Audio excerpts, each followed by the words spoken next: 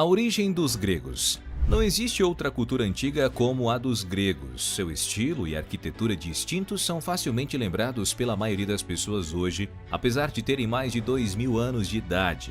Ainda sentimos a influência grega na política, diplomacia, matemática, medicina, astronomia e filosofia. Então, como a Grécia emergiu como uma das culturas mais influentes do mundo antigo? É o que vamos abordar neste vídeo.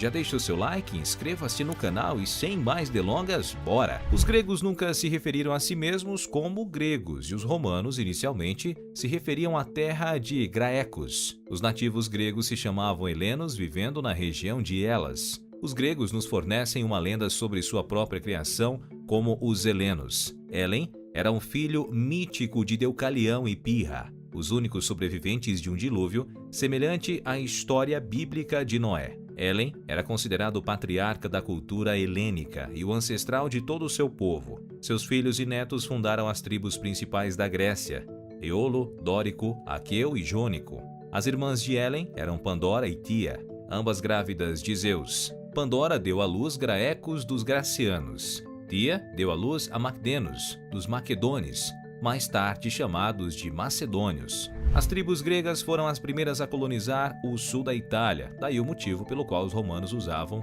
o termo Grécio como um termo genérico para todas as pessoas dessa cultura. No entanto, antes dos helenos e dos gracianos, muitas outras civilizações vieram na área agora conhecida como Grécia. Os seres humanos habitam a Grécia desde o período Mesolítico, e evidências iniciais de sepultamentos datam de cerca de 7250 a.C.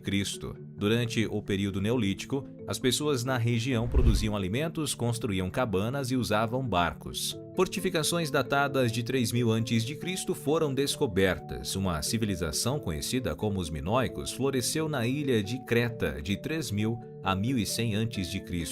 Os minoicos eram conhecidos por suas cidades e palácios notáveis, assim como suas obras de arte sofisticadas. Frescos delicados adornavam as paredes do palácio e artistas minoicos criavam selos elaborados e decoravam cerâmica com um estilo característico de luz sobre fundo escuro. Os minoicos tinham uma religião predominantemente matriarcal, como demonstram seus murais de deusas ricamente vestidas. As duas imagens mais predominantes em sua arte eram a serpente, um símbolo da deusa, e o touro. Essas duas imagens imediatamente evocam os mitos gregos sobre Medusa e o Minotauro.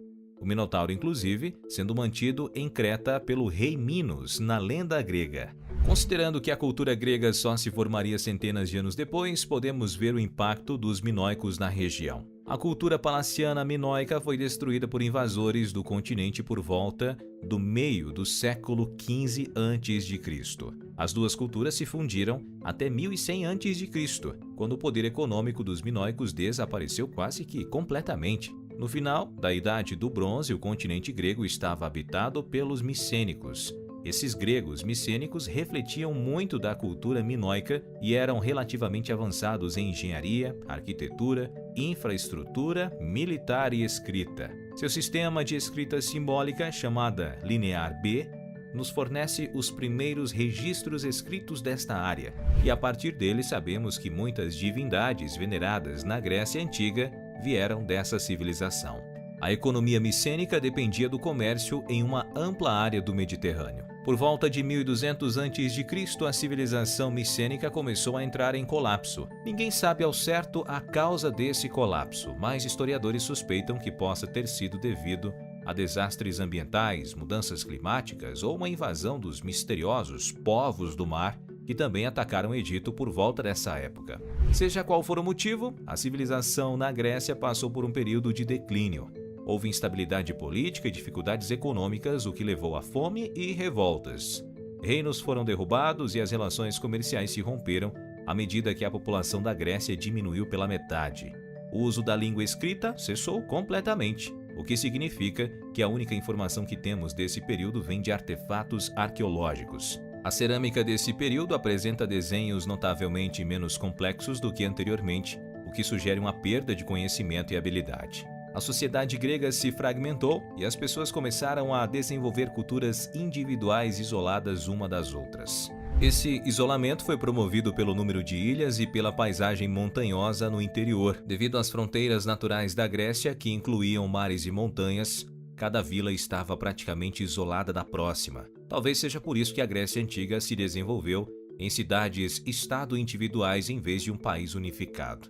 No entanto, esse isolamento não impediu a disseminação das técnicas de fundição de ferro entre as comunidades, e elas lentamente restabeleceram o comércio de longa distância no início do século VIII a.C.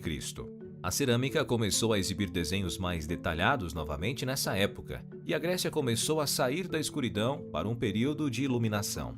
Esse período na história grega é chamado de período arcaico e é conhecido por seus avanços tecnológicos, poesia e arte. As aldeias agrícolas isoladas começaram a crescer, construindo muralhas, mercados e áreas de encontro.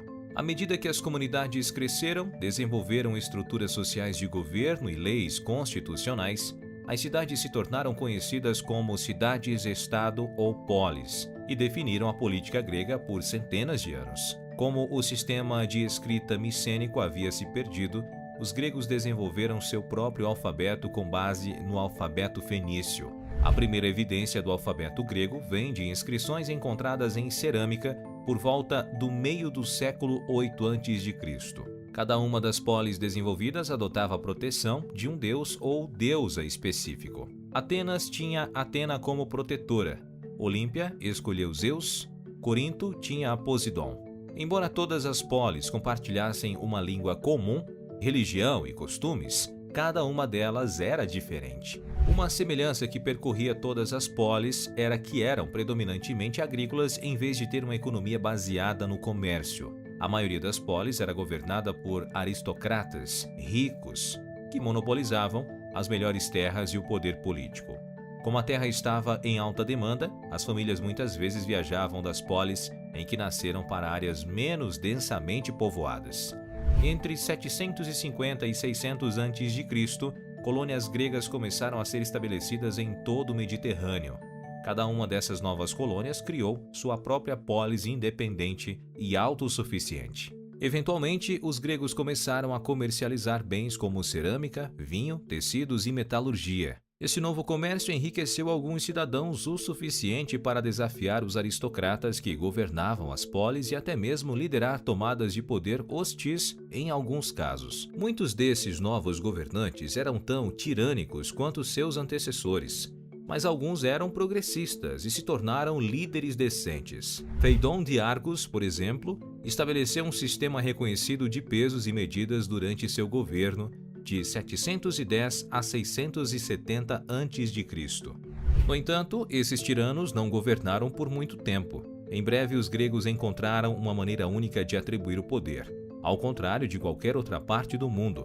Em vez de lutar ou permitir que o controle fosse transmitido por gerações da mesma família, eles permitiam que a maioria das pessoas fosse considerada para governar por um único mandato, e os cidadãos podiam decidir quem os lideraria. A democracia nasceu. Por volta de 593 a.C., em Atenas, o clima político e econômico era tal que, quando o político Solon chegou ao poder, ele obteve controle completo.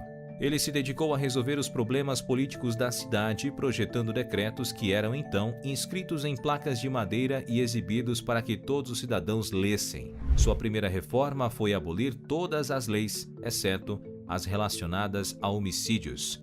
Em seguida, ele alterou as regras para quem poderia se tornar um administrador, magistrado ou jurado, abrindo a posição para qualquer cidadão do sexo masculino, independentemente de classe ou posição social. Solon também criou o Conselho dos 400, no qual 100 homens de cada uma das 4 tribos atenienses se reuniam e orientavam o governo central. Além de governança, Solon promulgou vários decretos relacionados à economia e à sociedade.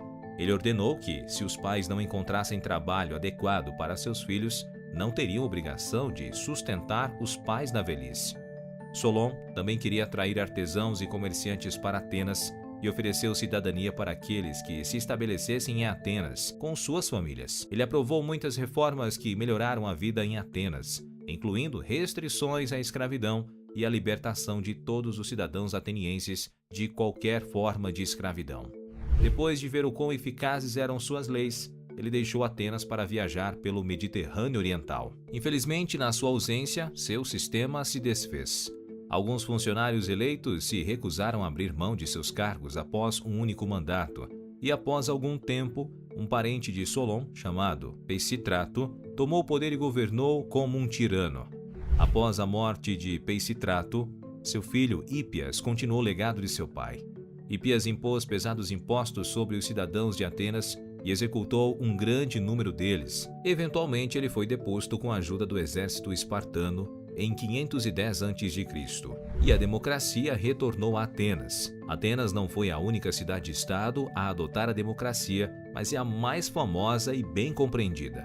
A Grécia Antiga é famosa por muitos outros desenvolvimentos intelectuais, incluindo matemática e filosofia. As origens da matemática grega não são conhecidas. Embora as culturas minoica e micênica claramente entendessem esse assunto, como evidenciado por seus avanços em engenharia, eles não deixaram registros de suas teorias ou trabalhos matemáticos. Historiadores geralmente acreditam que as culturas babilônica e egípcia mais antigas influenciaram a matemática grega. Muitos matemáticos gregos famosos, como Tales de Mileto e Pitágoras de Samos, são acreditados ter viajado para a Babilônia e o Egito antes de expandir seu conhecimento para criar suas próprias teorias. Enquanto pensamos na Grécia Antiga como uma identidade singular, as pessoas da época se consideravam principalmente através de sua polis e se identificavam como atenienses, espartanos, olímpicos, coríntios ou qualquer uma das outras cidades-estado que se espalhavam por toda a Grécia e além.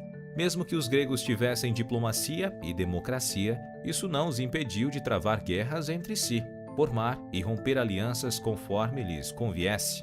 No entanto, por um curto período durante o século IV a.C., a Grécia se unificou contra um inimigo comum e teve um único governante. Filipe II da Macedônia unificou todos os estados gregos. No entanto, ele não fez isso apenas por meio de diplomacia. Através de guerra, casamentos estratégicos e negociações, ele conseguiu formar uma liga de cidades-estado gregas, com a qual esperava alcançar seu objetivo final, conquistar o Império Persa. Infelizmente, Filipe foi envenenado antes de concluir seu plano. A dominação dos persas ficaria a cargo de seu filho, Alexandre o Grande. A Grécia Antiga passou por muitas fases, e a história é longa e complexa quando se trata de como ela começou. Durante a Primeira Era, a Idade de Ouro, as raças desfrutavam de juventude eterna, não precisavam trabalhar e passavam o tempo festando. Hoje em dia, sabemos que os antigos gregos se referiam a esse período como o tempo dos minoicos, talvez inspirados por seus grandes palácios e afrescos, que retratavam jardins exuberantes e deusas. A Segunda Era foi a Idade de Prata, na qual os homens começaram a negligenciar os deuses e foram escondidos por Zeus dentro da terra. A Terceira foi a Idade do Bronze, habitada por homens violentos criados por Zeus que pareceram devido à destruição mútua. A Última Era foi a Idade do Ferro, na qual os antigos gregos viveram, que era a antítese da Idade de Ouro. Foi caracterizada pela presença do mal no mundo que a Pandora havia liberado. É interessante notar que o que vemos como auge da Grécia era quando alguns de seus cidadãos pensavam nisso como o ponto mais baixo da história grega. Roma eventualmente absorveu a Grécia, mas não sem ter um efeito duradouro na religião, arte, ciência e cenário político de Roma. E aí, o que achou da origem dos gregos clássicos? Sabia dessa história? Gostaria de conhecer também a origem dos romanos? Você pode conferir nosso vídeo sobre a origem dos etruscos, um dos vários povos que deram origem a eles. Caso tenha gostado do vídeo, deixe o seu like e inscreva-se no canal. Até a próxima, tchau!